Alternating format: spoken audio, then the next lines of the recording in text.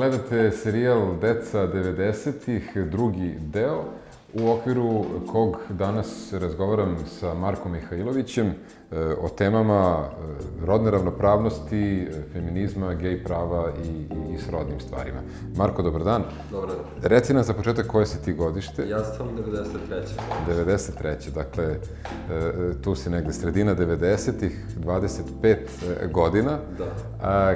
Kako, ako bi mogao da nam kažeš za početak, kako tvoja generacija deca rođena tu početkom 90-ih sredinom razmišlja o ovim temama i da li uopšte razmišlja o njima ili samo negde prima neke informacije koje se nameću preko medija?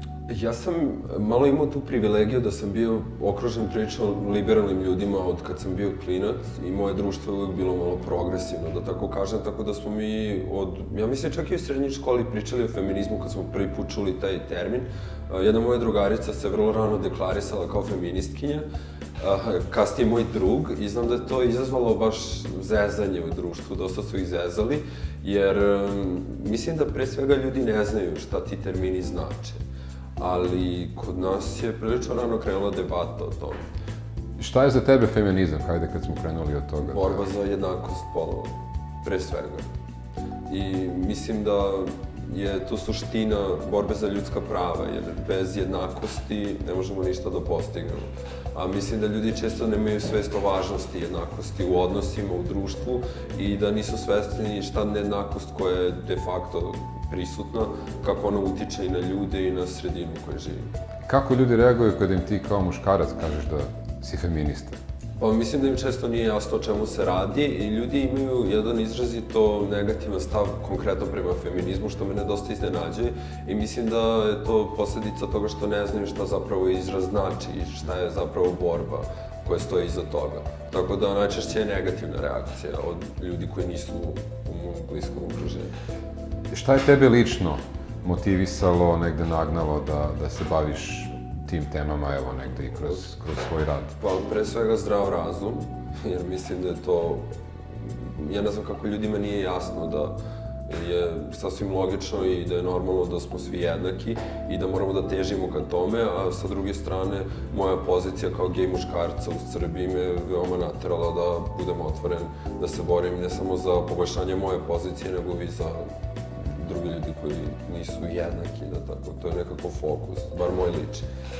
Koliko ste tokom školovanja, dakle u okviru sistema, imali priliku da pričate o rodnoj ravnopravnosti, o muško-ženskim odnosima, o položaju žena i muškaraca u društvu, o očekivanjima od jednih od drugih? Kroz zvaničan kurikulum 0, ali imao sam tu sreću da sam išao u srednju školu koja je isto bila malo progresivna, 9. gimnazija, i imao sam takav spoj profesora da je naša profesorka srpskog koja je predavala i građansko bila vrlo otvorena i vrlo je gurala teme rodne ravnopravnosti i ostalih stvari, tako da smo tada nekako se ta debata proširila i na ljudi koji možda nisu imali priliku da pričaju o tim temama. Da li je bilo nekih, tipično, da kažem, maskulinih reakcija na te teme od jednog dela možda mladića u tom odeljenju?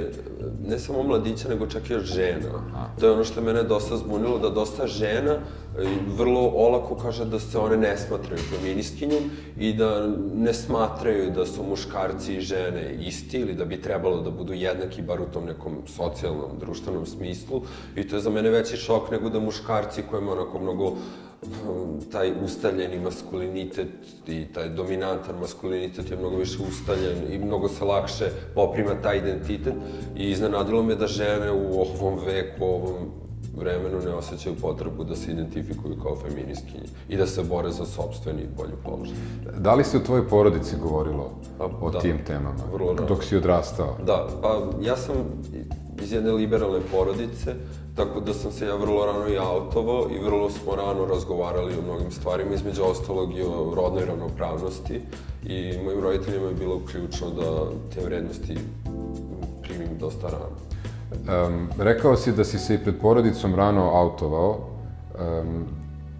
ovo će sad verovatno zvučati kao jedno krajnje kliše pitanje za LGBT osobe, ali da li si imao nekih problema i sa roditeljima? Rekao si doduše da su te oni bez problema prihvatili i pre svega u školi.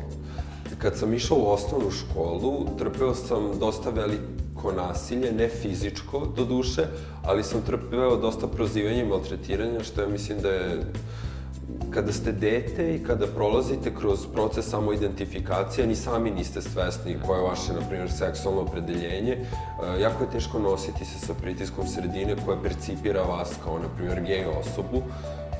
Ja sam u jednom trenutku sam bežao iz škole skoro 2 meseca. Moji roditelji su mislili da idem, ali sam ja svaki dan išao na neki krov i slušao iPod, jer jednostavno u jednom trenutku nisam više mogao da trpim te neke prozivke koje su se u tom trenutku ustalile od starih dečaka. Ali došao je jedan trenutak kad sam ja shvatio da prosto ne želim da živim takav život. I tada sam imao izbor, malo je brutalno, ali tada sam tako razmišljao, da li ću se ubiti, jer to nije bio život koji sam ja želeo da živim, ili ću da očvrstem, da stavim sebe i da stavim svoj život kao prioritet, da malo dignem nos, što se kasnije malo... Ali to je bila moja odluka, da budem to što jesam, da budem hrabar i da se ne stidim, da idem sa glavom dignutom gore. To je bio neki moj mehanizam odbrane i onda u srednjoj školi sam se autovao svima i tada sam doživeo jednu katarzu i potpuno oslobođenje od bilo kog pritiska. Tada sam rekao i mojima i oni nisu imali problem, naravno, ali to je retko.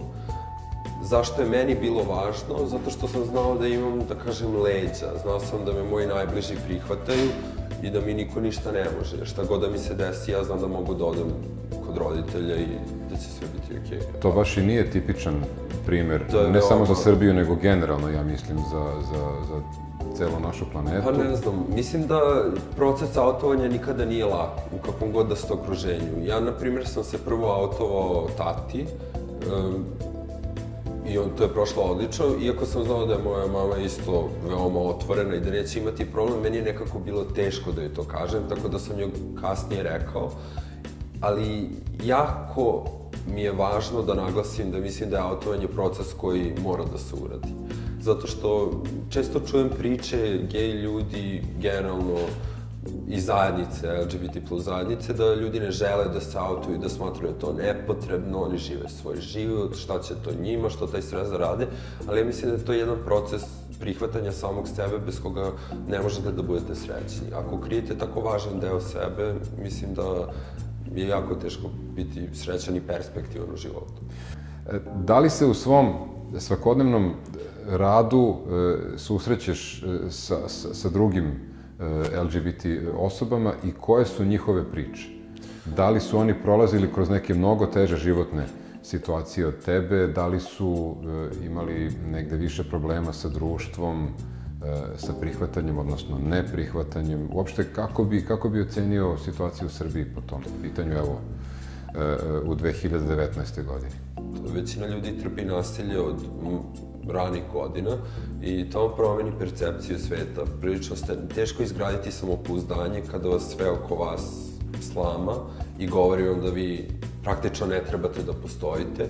Većina ljudi ima jako lošu reakciju kada njihovi roditelji saznaju. Najčešće ne saznaju jer su im oni rekli, nego nekim drugim spletom okolnosti. Ja znam par ljudi koji su bili izbačeni iz kuće. Mom bivšem dečku se Ćale ubio kada je saznao da je on gej. I to je napisao kao tom oproštenom pismu da se ubio zato što mu je sin gej. Ali oni su iz, nazovimo to, fine porodice. I meni je to bilo šokantno da neko zapravo to može da uradi svoj porodici, ali to su češće reakcije nego prihvatanje i razumevanje. Nisi naravno rođen, kao što nisam ni ja, sredinom 20. veka i ne možeš da znaš kakav je bio odnos prema seksualnim manjinama tokom 60-ih, 70-ih, 80-ih, pa i 90-ih. ali sada kao negde svoj čovek i čovek koji je mogao da se informiše o tome, kako vidiš situaciju? Da li je možda nekada ranije bilo bolje ili je sada bolje ili su to pogrešni termini, možda nikada nije bilo dobro? Postoji jedna knjiga, zove se Staklenac, ona se bavi kruzingom u Beogradu od 80-ih preko 90-ih pa do 2000-ih.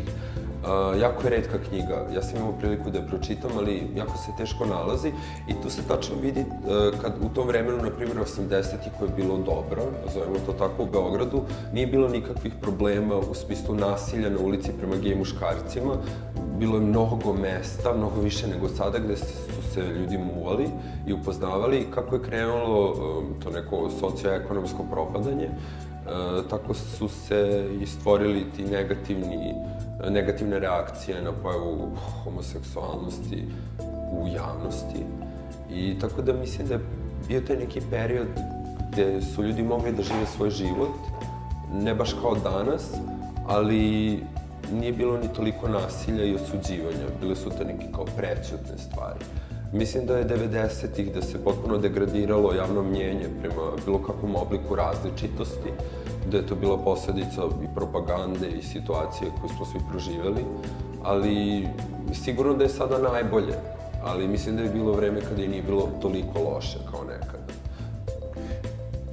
Zanimljivo mi je da kažeš da je sada najbolje.